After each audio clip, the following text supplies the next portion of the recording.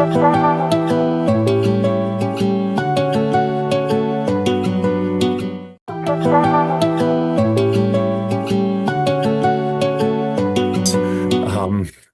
it's my pleasure to welcome everybody to the Forest Specialist Series tonight. My name is Greg Goodland. I'm the Rio Grande National Forest Public Affairs Officer.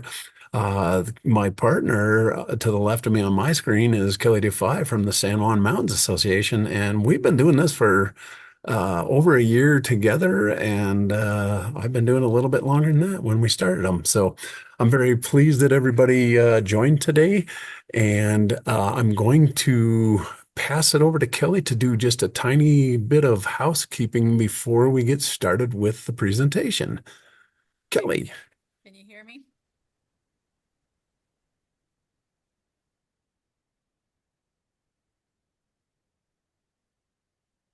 You're on mute. Oh. I'm having computer problems. Oh, hey, no, Gotcha. I hear you now. Okay, sorry. My speakers are not working the way they're supposed, or my microphone's not working the way it's supposed to. Okay, just the typical housekeeping. Please stay on mute unless you've got a question. If you do have a question, you can raise your hand. You can put it in the chat. You can put it in the raising the hand is down there in the, I think it's in the React. Things have changed a little bit, so it's down there in the reactions. Yeah.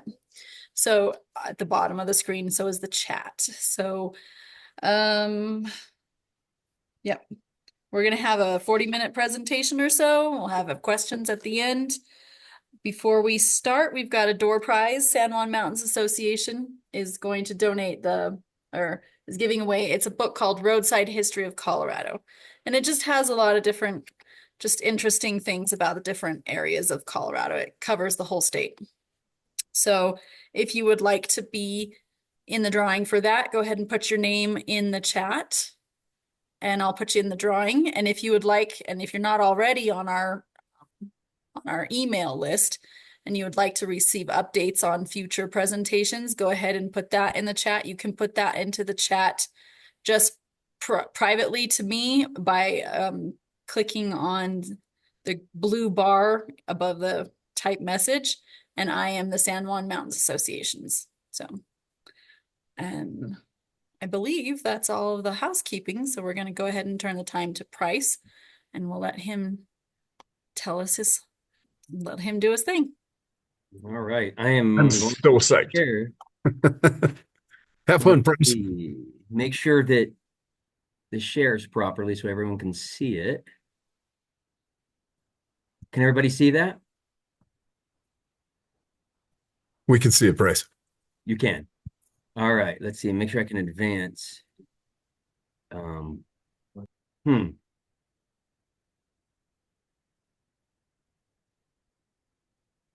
Okay. I just wanted to make sure I could advance the screen. All right. So it's up and running. Thank you, Greg and Kelly, for the introduction. I appreciate it. So I'll introduce myself before I get into the presentation here. My name is Price Heiner. I'm the Forest Archaeologist and Heritage Program Manager for the Rio Grande National Forest. And I've been doing professional archaeology for about 23 years. And I've been in the role here on the Rio Grande National Forest for the last about 5. Before I get started, I just want to thank everybody for tuning in today. To me, that's how you show your support for things like this, is you tune into these things and you attend these presentations. So I just want to say to everybody out there, I really appreciate your attendance today and watching this presentation. All right, so now I'll get started. So today I'd like to speak with you about the Miranda Canyon Camino Real Old Spanish Trail Archaeological Research Project that the Forest Service conducted for 10 days in the summer of 2018. So this research was done quite a while ago, but it's such an outstanding example of historic trail archaeology that I keep coming back to this because I just don't have a lot. We've done other trail archaeology projects, but just this one is really an outstanding example of historic trail archaeology. So we could debate the semantics of what to call this trail corridor, and that's not the subject of this presentation. Thus, all the slashes. Miranda Canyon / Camino Real / Old Spanish Trail, because arguably it's probably part of all of those. It's probably a small section of the Old Spanish Trail that was going up into the San Luis Valley, the North Fork of the San Luis Valley. The Camino Real, it's probably part of the northern extent of the Royal Road that went from Mexico, the Spanish Road.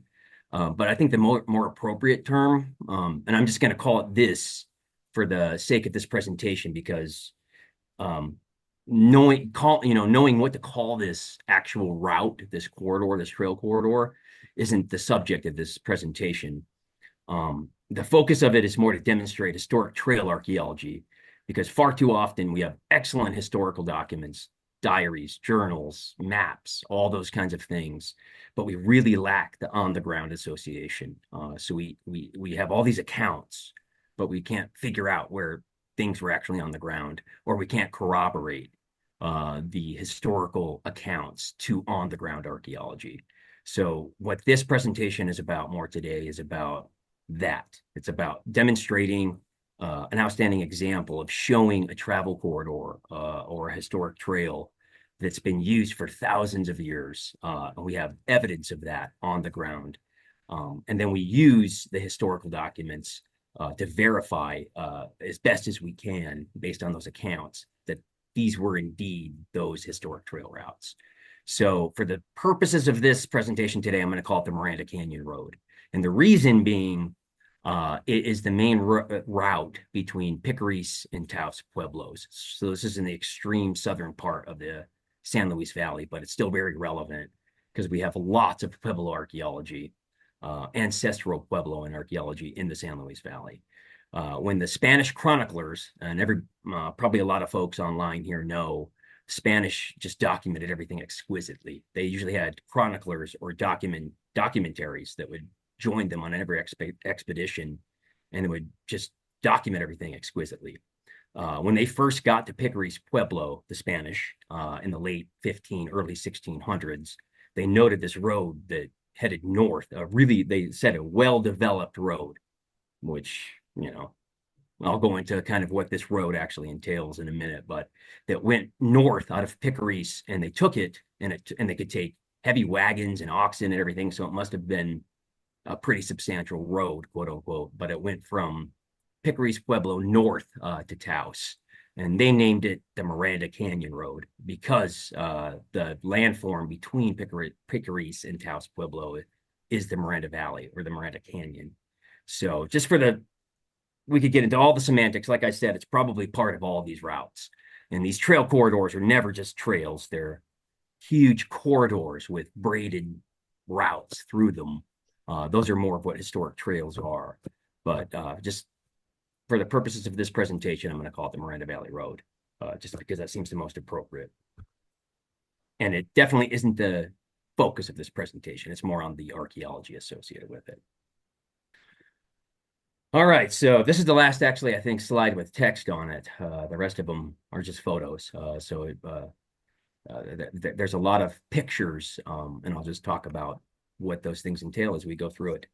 But I just want to provide a little background to this project before I get into the actual results, the neat part of this archaeological research project. So this was called the Miranda Canyon Acquisition, and it was about 5,000 acres, and it was donated to the Forest Service in 2016, 2017. So it was an acquisition by the Forest Service. And of course, once the Forest Service acquires land, they want to start managing it almost immediately. And by that, I mean doing prescribed burns, building recreation trails, designating certain management areas, putting in range allotments, doing timber sales, all those kinds of things. But before the Forest Service can do those kinds of things, they have to do environmental analysis. So they have to evaluate the effects that all these projects, whatever they are, recreation, timber, fuels, range, are going to have on various resources.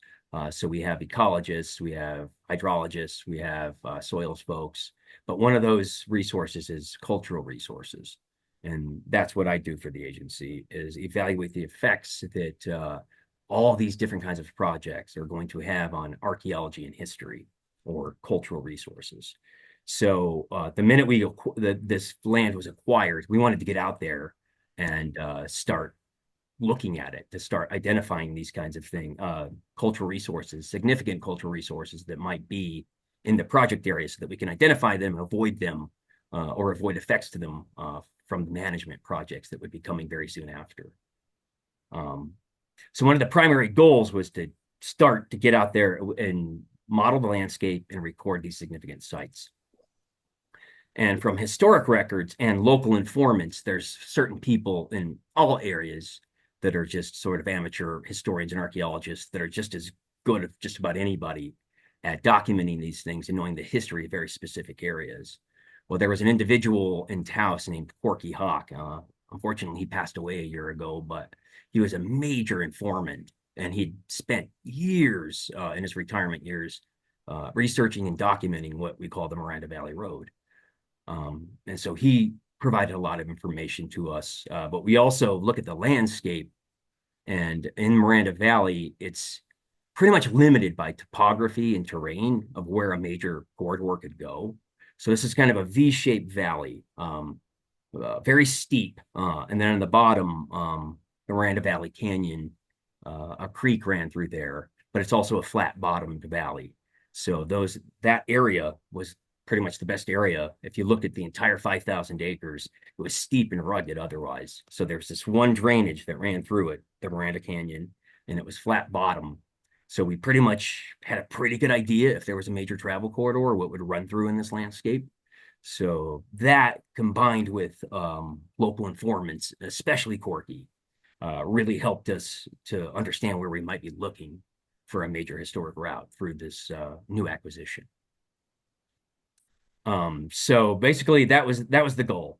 And from an archaeological probability model, like we'll run a model on every landscape that we look at, so that we can sample certain areas and we can focus on the areas where there's a much higher probability where archaeology or historic sites would occur. So we put the model into the landscape, and I mean, pretty much it was like red neon polygons, and those are the high probability ones, ran along that valley bottom as far as where our probabilities might be to find archaeological sites. So of course we focused there on that particular corridor.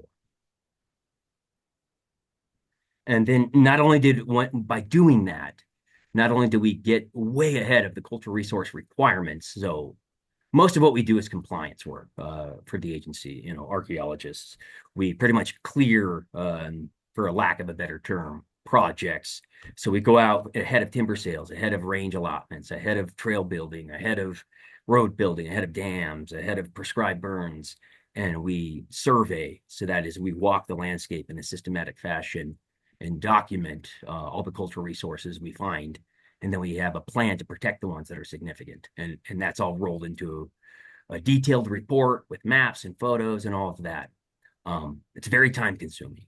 And so what we wanted to do prior to them, before they were proposing anything in this area, which we knew was coming pretty quick, was to get out there and really get to the areas that were high probability and report was out there, so that we could be way ahead of any compliance work.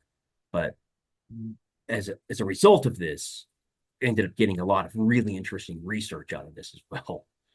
As you'll see when we get to the results section, some really interesting archaeology that we found.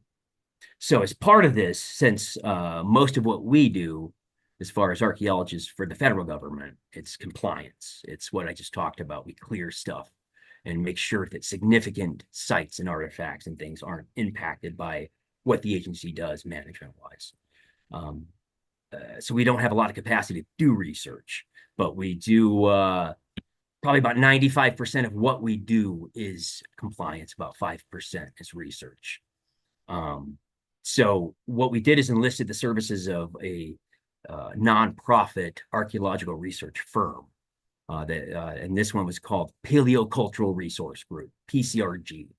And it's led by Dr. Mark Mitchell. I know him pretty well. He's a good friend of mine. We've been working on projects for years, but he's just an excellent Plains and Rocky Mountain archaeological researcher.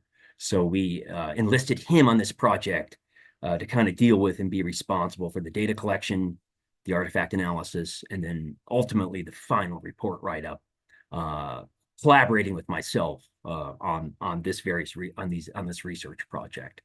So that's kind of the background as far as like why we were doing this and what drove the project. And now I'll get into the results. So what we are looking for in this valley bottom, this is a good picture here of what we call a trail swale. So I was kind of talking to Kelly and Greg before the presentation about what these mean. So we call it, the Spaniards in their chronicles called this a major road. But again, it's probably just a corridor with lots of braided trails through it, because this isn't a road in the sense of like a Roman road where it's prepared, like where they had a substrate of various sorts and then they put another one down and then surfaced it with something harder and more resistant. And then it had drainage and all of that. That isn't the case here. What these roads entail, or what these trails entail, it's just use. They're created from use, from people going back and forth and back, stock animals, people, horses, etc., just going back and forth across the landscape again and again and again in the same path, or the same paths, and then they incise into the landscape. And of course, when that starts to happen, they displace sediment and it creates a berm, but it creates these trails, these routes, and we call them swales as opposed to roads. And so what we were looking for and recording were swales, not necessarily roads, even though they're called that. So here's a good example of one of the swales we recorded. And I'll get into how we verified all this later in the presentation, what we actually found associated with these things. But I just kind of want to go into what we are looking for, what we were looking for to record, which were swales. You can actually see a Forest Service road. I don't know if people can see my cursor, but there's a Forest Service road back right over here. Because again, this landscape was very restrictive. It was so steep and rugged and wooded outside of that valley bottom of this 5,000 acres that really the only place that a travel corridor could have run was through this valley bottom where we have open meadows and some flat landscapes. Otherwise, it's pretty much rugged, steep terrain. So even the Forest Service roads are running through the same corridor. But everyone that traveled did kind of go through this corridor, which I'll demonstrate in a little while. But here's a good example of it in an open meadow setting. So there's an archaeologist here recording this swale. One of the interesting things about this is one of the ways we know it's old is that as people were moving through the landscape and using this, obviously vegetation wasn't going to grow in it. Trees weren't going to grow in it. They would keep it somewhat maintained. This tree right here, we cored it. It was 150 years old. And you can see that it's growing right in the middle of the trail swale. So that gives us a good idea of when this was abandoned, when people weren't using it anymore. This is a pinon tree here. And but I mean, that just gives us rough dates, just knowing that it's an old corridor. Of course, we metal detected every single swale we found. We metal detected in grids adjacent to them, looking for camps and such. We also did in-depth surveys where we got shoulder to shoulder with various, 10 volunteers and archaeologists, and gridded and surveyed for surface artifacts and other things. So, and just really interesting results. So this is just an example of what we were looking for, a trail swale in an open meadow. Here's another example of another trail swale. You can kind of see it right here. And again, there's lots of things like this on the landscape, but the way we identified these things is again through trees growing in it, vegetation growing it after it's been abandoned, metal detecting and finding artifacts and campsites associated with it. That's how we kind of dated these trail swales. But just showing another example of probably what was part of that Miranda Valley Road corridor going through an open meadow setting. I like this picture here because this is in a forested setting. Obviously, this Miranda Valley Road went through both open meadows, but it also went through forested settings. And this is a good example of, you can see, can everybody see my cursor? We can, Bryce. Okay, good. I just wanted to make sure that I wasn't illustrating something no one could see.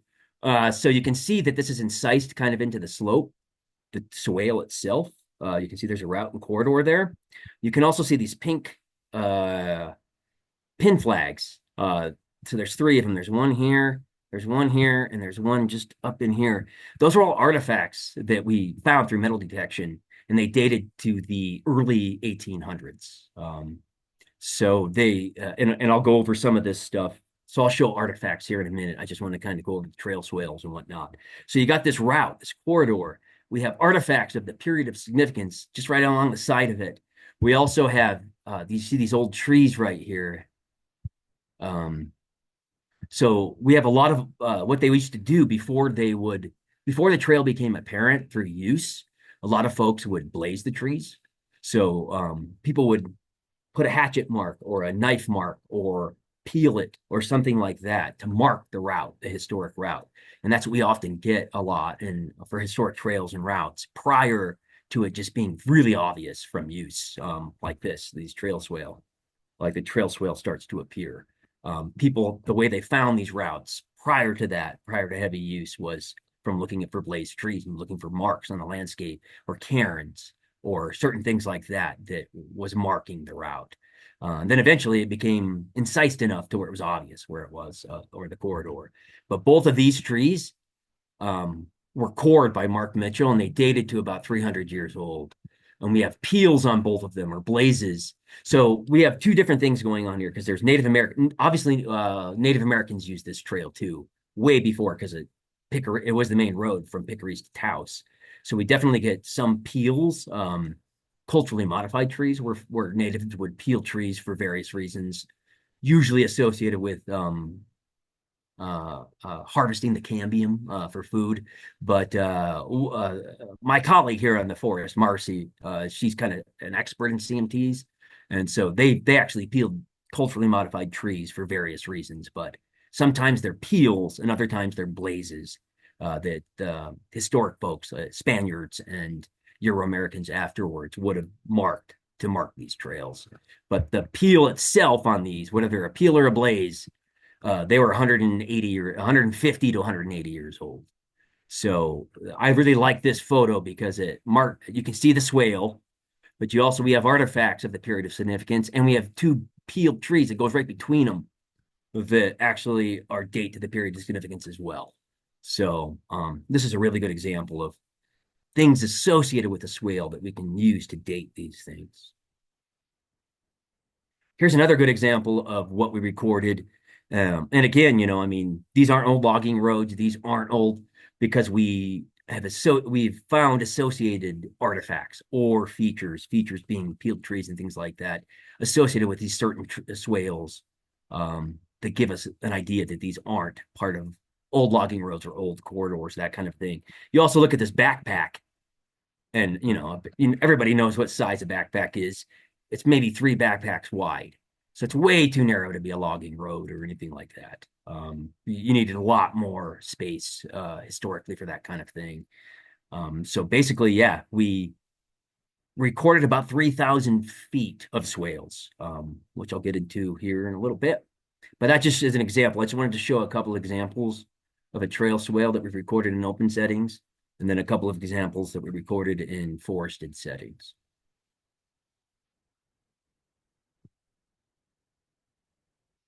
Here's an example of not those 2 trees that I just showed you, but we recorded about 60 either peeled or blazed trees along the 3,000 feet of corridor that we recorded. But these are examples of what we're looking at here as far as like peels and blazes that were right alongside these swales. I mean, literally right next to them, just like you had seen in that last photo. So again, Mark Mitchell peeled about 60 of these trees. I mean, not peeled, tested for dates. So not only can you tell the date, the tree, how old the tree is, but you can tell when the peels or the blazes happened. And most of the trees were about 300 to 400 years old. Most of the blazes were about 150 to 250 years old. So right in the period of significance of when the Spaniards would have been in Pickeries and be using this road heading north to Taos, back and forth and back and forth.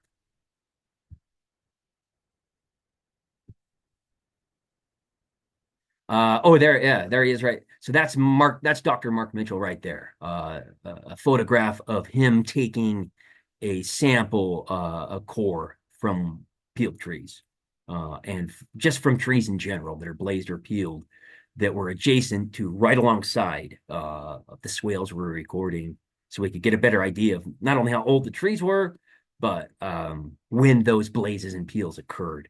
'Cause once they're peeled or blazed, scar tissue starts to form, and you can actually count the rings of when it began to heal, so you can tell exactly, almost to the year, when that peel or that blaze occurred.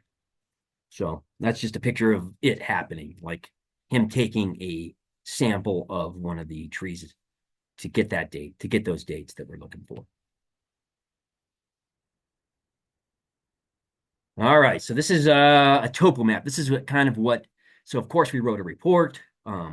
Mark Mitchell and Paleocultural Resource Group made the first draft and then sent it to us for edits, and we collaborated for a couple of months to get the final product out. But it's one of the topo maps that was produced from this effort. And you can kind of see the red, so this is a topography map. I don't know if probably everybody's familiar with that here. But if you look at the terrain is super steep on either side of this valley bottom. So the green is forested areas. The white is open meadows, kind of open riparian or open meadow areas, as far as like the map, what that means for the map. And you can see this valley bottom had a lot of open meadows. It was pretty flat as far as topography is concerned. So this was basically like a V-shaped valley or canyon, where there was only so many places. I mean, really, that was really one of the only places that a major corridor or major road, quote unquote, could have run through this landscape. And the red polygons are places where we found trail swales. So that's where we actually found swales on the landscape and mapped them. The area in between, we didn't, but you can kind of infer where the trail ran just based on where we did find trail swales and where we mapped things. So it looks like it probably ran right along that valley bottom, is what it's looking like. So the places where it's skinnier are places where we just found swales, and then maybe artifacts or peeled trees right there. The places where there's bigger polygons, we found giant camps associated with, and giant camps of the period of significance. We're talking 16, 17, 1800s, and or prehistoric stuff that goes back thousands of years. But so places where where the polygons are bigger, they're not just these little linear squiggles. Those are places we found, and the Spaniards referred to them as parajes. That means rest area or camp.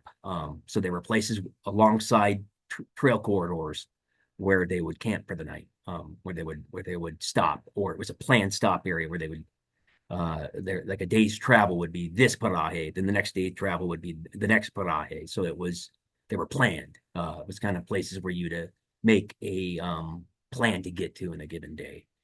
And these two areas right here, we found a lot of artifacts from the 17 and 1800s, plus a lot of prehistoric stuff. But just kind of showing you the result of what this kind of resulted in.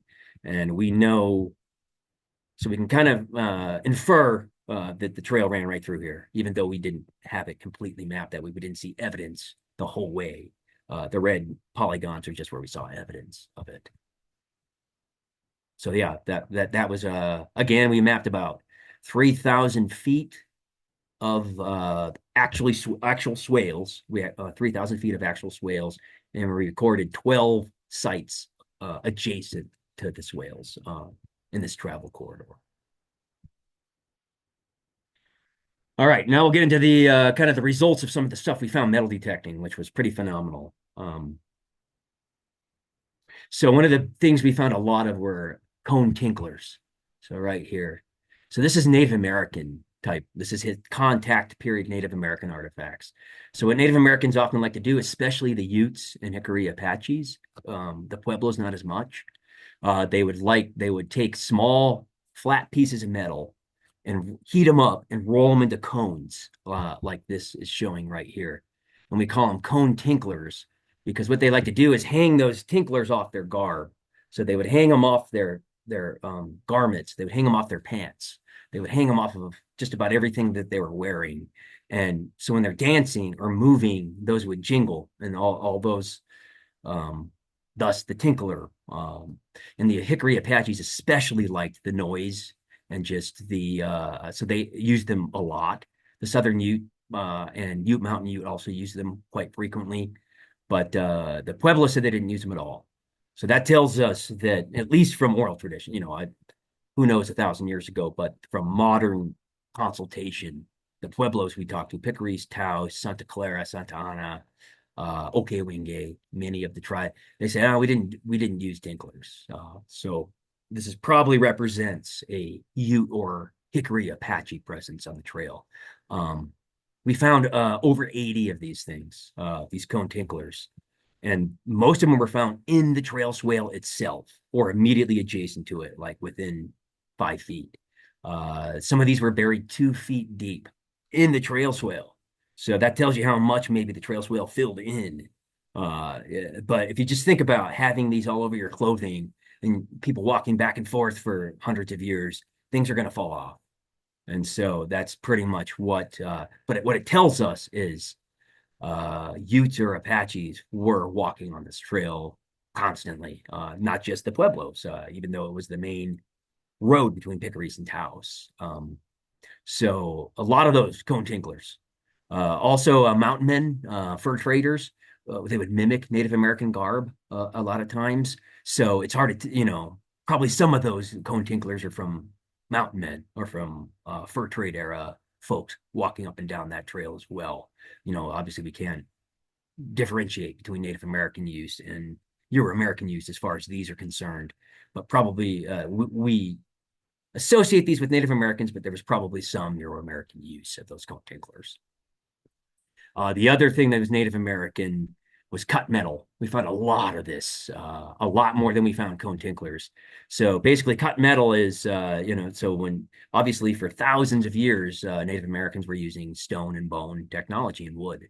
But when they made contact with Euro Americans, metal and glass and various other things were introduced into their toolkits, into their lifeways, and they readily took it up. And so what we suddenly see around contact period, so we're talking, it depends on where you are in the country and all that kind of thing, but between 1700s, Native American groups started to use metal in their toolkits, metal scrapers, metal knives, metal projectile points, that kind of thing. And one of the things they would do is use tin snips or some kind of metal cutting scissors or snips to cut up metal to make various shapes for object. One of the things that was common was using barrel straps and cutting those up because it's already a flat piece of metal that's so wide that went around. And if you just took that and cut it into triangles, you could make a whole bunch of projectile points out of a barrel strap. So the Hickory Apaches were known for and kind of famous for using barrel straps to make metal arrow points and cut them up.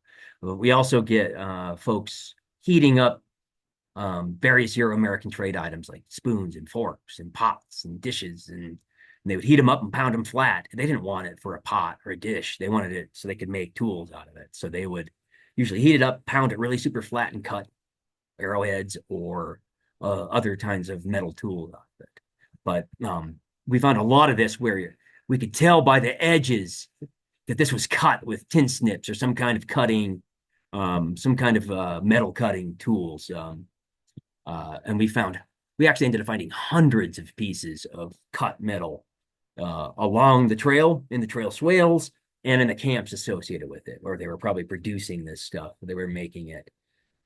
So both of these up top are associated with Native American contact.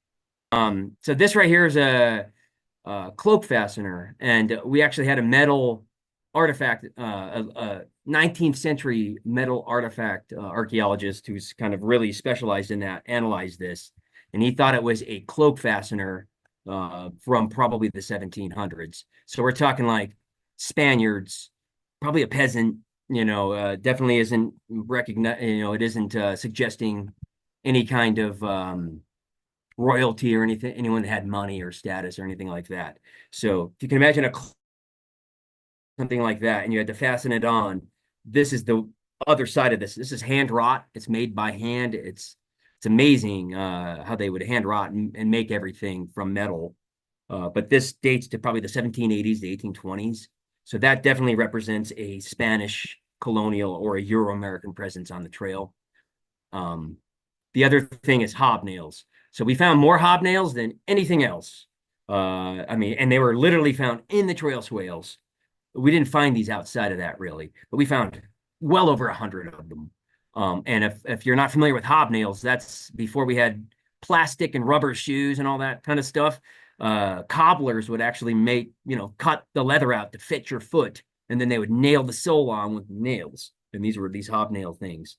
So it was almost literally like the archaeological evidence suggested to me that like people's shoes were falling apart as they were walking in these trail swales. And because we literally did find hundreds of these things in the trail swales. So those are a definite like 1800s presence. I've been reading about it and whatnot, and they really stopped doing this in like the 1900, early 1900s. They weren't wasn't widespread cobblers like this, and these hand wrought especially because they started to make them machine made after that, so that they were manufactured on a massive scale. But all of the ones we found were, and like this one, were hand wrought, so they were made by hand by a blacksmith or something like that. So just lots of evidence right in the trails of both contact period Native American stuff as well as 17 and 1800s Euro-American type stuff. All right, so now we'll get into some of the other stuff we found right adjacent, and these were actually found in one of the parajes. So one of those big polygons I showed you on that topo map, it was the one just to the south of those two. We found both of these artifacts off the trail, probably a good 300 feet off the trail, but in a meadow, a camp adjacent. And both of these were found almost 3 feet below the ground surface. So the first one is a knife, and the other one's a sword tip, we think. But this one we think is just based on what his name is Charlie Hecker. He's actually a metal artifact expert, especially from the 17 and 1800s. He thought this was what we call a Green River knife. And if anyone's familiar with that, so during the fur trade era, the mountain man era, which went from about 1820 to 1840, Taos was one of those places that launched off, mountain men into the mountains. So there was a couple of places where you not only could outfit yourself with everything you needed to be a fur trapper for a whole season, but there was guides that would wait for enough people to kind of drift into Taos that wanted to go and trap beaver up in the mountains. And eventually enough of them would get together.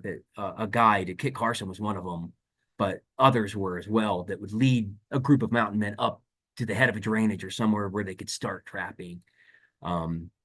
So Taos was one of those destinations where kind of people would gather, supply themselves, and then go into the Rockies to trap beaver during the 1820s to 1840s.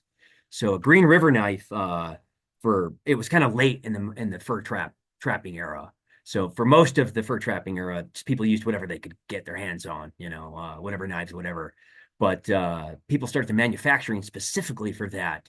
So Green River knives are kind of late in the fur trade era. So like late 1830s. So in the last maybe 5 years of the fur trade, but they were made as kind of like a mass manufactured knife for fur trappers. And Charlie identified this as really probably one of those. So we have a fur trap, we have a Green River knife, a fur trade knife. One of the diagnostics about it is the way it's beveled out. And then you get this like little Arkansas toothpick toward the tip. That was just really diagnostic for Green River knives. So basically they think that was one of those. And then right above that, so this was found at about 3 feet below the ground surface. This was found about 2.5 feet. And this has been identified as probably a cavalry or a dragoon officer sword. So it's just the tip of it, which just adds another presence to this trail corridor. So we had Native Americans using it, fur traders, Spanish, the cavalry and dragoons were using it, probably check on the Native Americans and whatever else not, because it was just one of those places that was already established as a travel corridor. So just about anybody that would come to the area would use it. And that's the evidence that we're finding here. But this was probably, because it was found above this, was probably later than it. So we're maybe 1850s, 1860s, 1870s. It's hard to tell, but definitely probably U.S. Dragoon or cavalry type of weaponry or sword. All right, now this is my favorite artifact that we found on the entire project. And they're referred to as coscojos.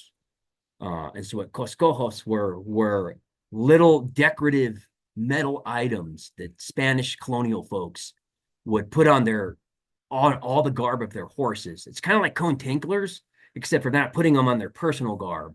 They're putting them on their horses. So this picture here is a drawing that shows how coscojos were used. So they would hang them off the bridle bits, they'd hang them off the horse blankets, they'd hang them off but they were just super spaced. And it was the same idea. It was to create this noise and this glint off the sun as they were riding their horses, and they might have an armor on, they might not. But basically, if you had these all over your horses, I've seen Spanish journals and chronicles and things like that say that it would intimidate the Native Americans. So you get two mounted Spaniards with their horses loaded with coscojos, riding through an Indian village. And they would talk about how they would just run, dozens and dozens of Native Americans would just run there for their lives because of this, like the major sun glinting from all the metal, and then just the noise from all these things jingling as they're riding through. So it was meant for status and intimidation. Basically, is what we can surmise out of what coscojos were used for. You can see these ones here are two-piece, which was really common. That was the more common thing. They would have one stringer. So they'd have a main piece, they'd hang off, and then they'd have a stringer. So the more stringers you had, and the more pieces of stringers you had, as well as decoration, so incising and doing things like that on them, the more status you had. So the more wealth you had, the more money you had. We can kind of infer nobility status kind of from that sort of stuff. So you can see these are common. They're usually two-piece. They're hanging off like this. Look at the one we found, though. And this was found in the trail swale. We actually ended up finding this almost 2.5 feet down, and it was lodged under a rock, which is probably why it was still on the trail. So you can imagine a Spaniard riding their horse along the trail. One of these things falls on the trail, gets lodged under a rock, for 300 years. The reason it didn't wash off or erode off is because it got lodged under that rock, and then it got buried with 2.5 feet of sediment filling in to the trail swale after it was abandoned. But this was really neat because, like Indiana Jones always says, X never marks the spot. But in this case, we found a 1780s coscojo in the trail swale itself, in the bottom of it. That's a really good way to date that route, that actual swale itself. But basically, yeah, as you can see, this one here has two lines of stringers. So obviously this one fell off at some point. And not only that, this one has 3 pieces. So this one right here has 2 pieces and only 1 line. This one had 2 lines and 3 pieces. So we think, and then if you look really closely, you can see that it's incised. So someone decorated along the edge of it. Also, this last piece, this third piece here, hold on, right here, looks like it's decorated like a braided, so the Spaniards would often braid their horse tails on top of putting all this decoration on them and stuff like that. But this is really well decorated. And not only that, it's 3-piece and it has 2 stringers. So this is pretty unusual for a coscojo. We did find about a dozen coscojos. All of them were kind of like these 2-piece, 1-stringer ones, except for this one. So this suggests probably a noble at some point, or a nobility level status, rode on that Miranda Valley Road somewhere in the late 1700s and lost their coscojo. So, but this is the neatest artifact to me. And all of these are all hand wrought. all made from hand. I mean, just imagine how much time, how time consuming this would have been. So thus the effort and the resources put into it suggest wealth. So that's my favorite artifact. But yeah, there's a lot of drawings like this. If you Google Coscojo, you'll find all kinds of things from the Spanish colonial era of why they were used. And they're almost like, they're similar to me to like, for that Spanish culture of sort of modern lowriders. They're used for flair, pizzazz, and intimidation. So it's almost like the beginnings of that sort of cultural phenomenon. It's pretty neat to me. And of course, well, we are finding lots of prehistoric stuff along these trails. So we found hundreds of pieces of black on white pottery, other kinds of Pueblo pottery. This was the abundance of the Native American artifacts along the trail swale. That's why it was so noteworthy that those metal artifacts suggested Ute and Jicarilla presence, because we had tons of Pueblo evidence along this trail. Again, we found this stuff in the trail swale, outside of it, in those camps.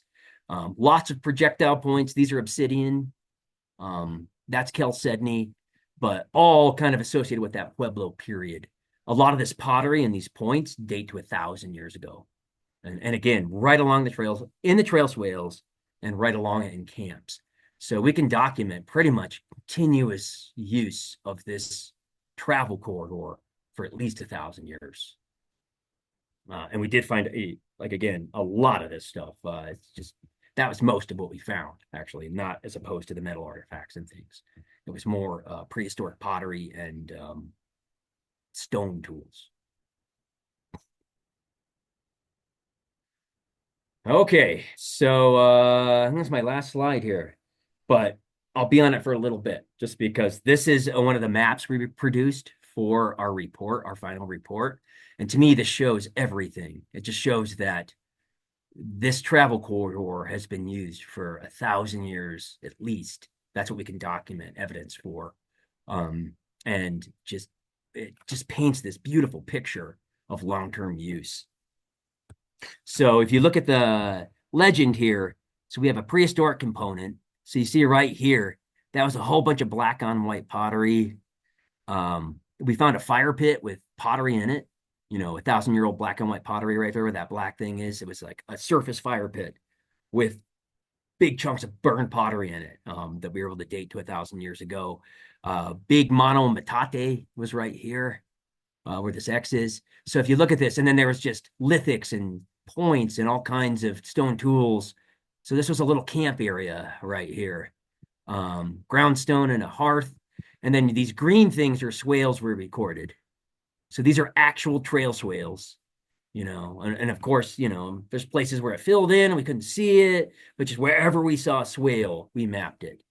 So these green squiggly lines all over are actually mapping swales we saw. This is a prehistoric camp from about 1,000 years ago, either Picaries or Taos Pueblo, probably. All of this stuff back in here was mostly cone tinklers and cut metal. So we think that we have a Apache camp or a pretty much exclusively an Apache small ephemeral camp right here. And if you look at, we have two drainages that are coming together. So these blue dotted lines here are drainages, creeks. That's right at the confluence of two creeks or drainages, which is a really, when we model for archaeological sites in all of our projects, confluences really go up. And because we just always tend to find an archaeological site almost at a confluence, just because I think the diversity of resources really increased when you had two drainages coming together.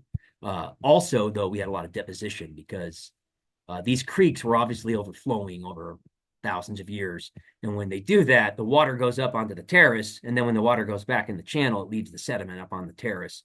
And then over numerous episodes of that, the terrace will start to erode and bury campsites in it.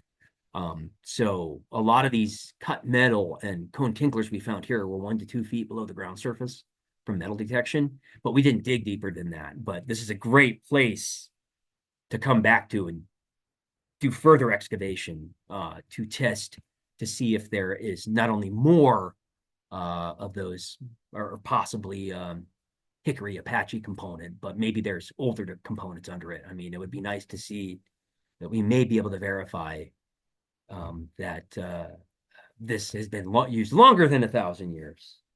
So, anyways, there was that. That Coscojo I showed you that was just found, that three-piece Coscojo. See that little dot right there? It was found right there in the trail swale. So, then we have other Spanish colonial artifacts being found here. It's kind of funny because these artifacts are from like the 1960s and 70s automobile parts, which this is an old roadbed right here. And all this stuff's right along that. We didn't find anything after that, so that could tell us maybe when the road stopped being used. But in general, all of this just paints a really neat picture of long-term continued use of this travel corridor, which really helps with our argument that we did indeed find the Miranda Valley Road, or a section of the Old Spanish Trail, or the northern extent of the Camino Real, whatever, those are all semantics. What we're talking about here is we found a travel corridor that's been used for thousands of years, all the way up into the mid-1900s. And that's all I've got.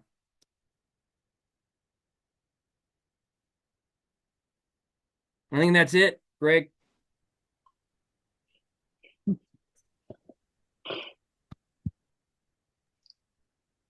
Great presentation, Price. Thank you. Yeah, no problem. Yeah, thanks for the time check thing. I was getting way into this. Obviously, there's a lot more research that we can do here because we only recorded 3,000 feet of it. So, Well, that was going to be a question I was going to ask you. Is there some sort of maybe a projection in the attending archaeologists' eyes that we could go for 20 more miles? not 100? 20, but we almost recorded, what is that, a little over half a mile? There's definitely another few miles for sure. So we stopped short, but we documented maybe a fifth of the trail swales that would have been out there, because then it comes out of the Miranda Valley and goes more into modern settlements. I don't know if you know that area around Talpa and some of those other areas where basically houses and neighborhoods there now. That's gone. But the part that's still kind of in the forest and undeveloped, we maybe have a fifth of it documented. Right on. I just find this fascinating, and why I couldn't come back on is I have a very large screen right to my right. This camera is on the laptop here, and I had that thing like on the major screen because I wanted to see all that. Oh So yeah. I If had a anybody, hard time getting it back to the camera here. how much did I cut out when my VPN dropped? Not much. Oh, not at all. I mean, Okay, good. That was. you knew it did, and we actually heard you say, "Am I cutting out?" And Oh, okay. so yeah, when I it got a got little back message saying VPN dropped, and yeah. I was like, No, you're good. So I'm going to scroll back up in the chat, and there was a question about the tree blazes, and Susan asked about how high up on the trees would they be found now? So you mean, here's a good, I went back. Can everybody see that slide there? So many Yes. of these blazes are about, if a person was standing in front of them, it usually starts at about knee to chest high and goes up from there. So what we found is as the tree grows, the blaze doesn't go up. As the tree continues to grow after this, it would make sense that the blaze or the peel Oh would my move up God. too as it was Gee growing. whiz. Sorry, She's asking more info. More, What date do you intend to be fully moved in? You should say we're moved in and you just came back. Kelly, can you mute here, please? I don't know. Thank you.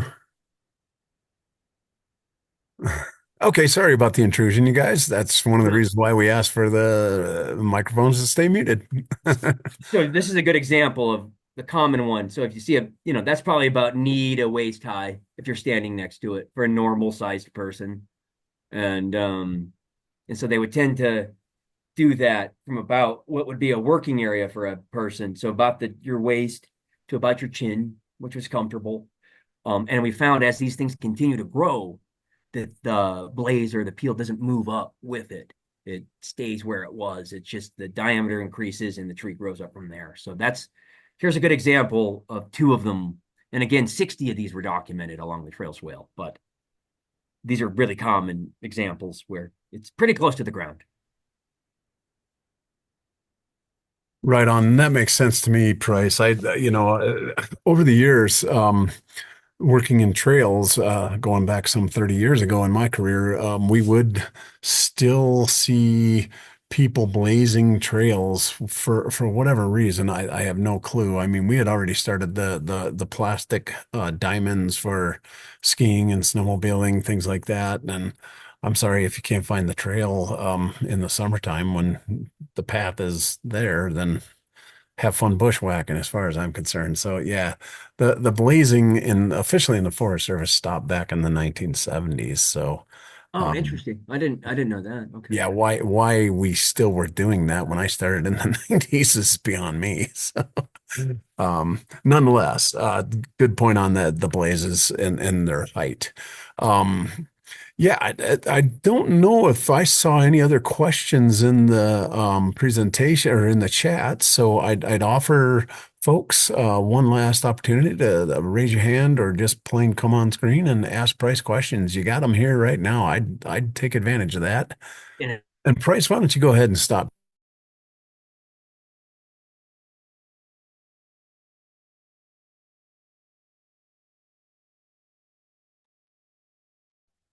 Greg, we lost you. Can you guys hear me? Anybody?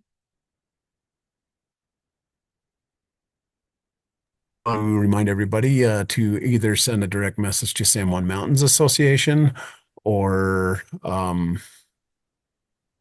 put it in the chat if you'd like to be considered for um, the door pies. And Julie, you've got your hand up. Let's hope that Price will come back on real soon.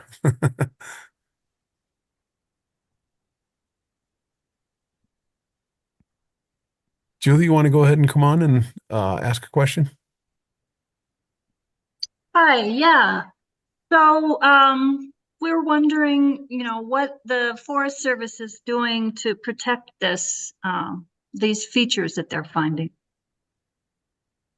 A lovely question to ask Price. I would hate to talk about it. I probably could in his absence, but I bet he'll come back on real soon. I Yeah, hope so. yeah, it's a really it's a fair question to ask. And in terms of some other archaeological sites, we often do very little to protect those sites because we don't want to call attention to them. Price is calling me right now, folks. So hang on a second. Hello, sir. I don't know what happened. Did you get kicked off or did I? No, you did. I'm on, and I'm going to leave you on the phone. I'm going to put it so everybody can hear it, I hope. And we had a question that maybe you can help answer is what is the Forest Service doing to protect some of these sites that we found? That's a really good question. So what we do is we fully document them. Can everybody hear me? Mm-hmm. Okay, got some head nods there. Okay. So what we do is we fully document them on official state site forms. We consult with tribes and the State Historic Preservation Office. And then once we have all of that concurred with, we actually mark the boundaries of them so they're avoided by any implementing activities. So we put them on timber sale maps, we put them on prescribed burn areas, we put them on, but we don't call them archaeological sites. We say resource protection area. And what the timber shop and what the fuel shop does is all the concerns, whether it's a wetland, whether it's a wildlife tree, whether it's an archaeological site, whether it's a riparian zone, they just code all of those things as resource protection area so that it's not disclosed to the public, but that the loggers or the folks implementing the burn or whatever avoid those areas. So it just gets included on a map, so we don't impact it. We don't do ground disturbance. We remove it from project areas. That's a wonderful response there, Price. And yeah, again, we're trying not to call attention to these cultural sites. So, but we need to know where they are in order to implement any management actions that we're trying to do. Absolutely, and that's why we keep it vague. So that's why I think it benefits all resources. So all the environmental, folks that are analyzing projects. Like I said, doesn't matter what it is that needs to be protected. We just throw it all into one term, which is resource protection area. That way that if the public gets a hold of one of those maps, they don't know where the archaeological sites are and all those polygons to avoid. Sure makes sense to me, Price. So let me go out to the field again and check and see if there are any other questions for Price while I've got him on the phone, no longer the screen. We get that. I think somebody came on. Oh, maybe not. That must have been you, Price. Okay, well, I'd like to just call your attention to, I put something in the chat. It's called Community Connections. It was from me. Or did I go direct to Kelly? Maybe I just went direct to Kelly. I did. Yeah, I'll put that in the chat again for this. This is a very similar program that our partners on the Arapaho and Roosevelt National Forests and Comanche or the Pawnee Grasslands run, and they have a pretty cool program lineup as well. And like us, they had an archaeological discussion a couple of months ago. So if you're interested, check out the link that San Juan Mountains Association, Kelly, put in the chat for us right now. Next month, we have a new presenter here on the Forest Specialist Series, Doug Oren, a friend of mine that's going to be presenting on elk and the history of elk in Colorado. Should be a lot of fun, and I hope it's going to be interactive. We got to get Doug on the ball to get us some promotional materials here real soon, though. So, and Greg, if anybody wants to, you can put my email in the chat. If anybody wants to contact me and suddenly has a question and they think about it tonight or tomorrow or something, please feel free to contact me. I no problem with that.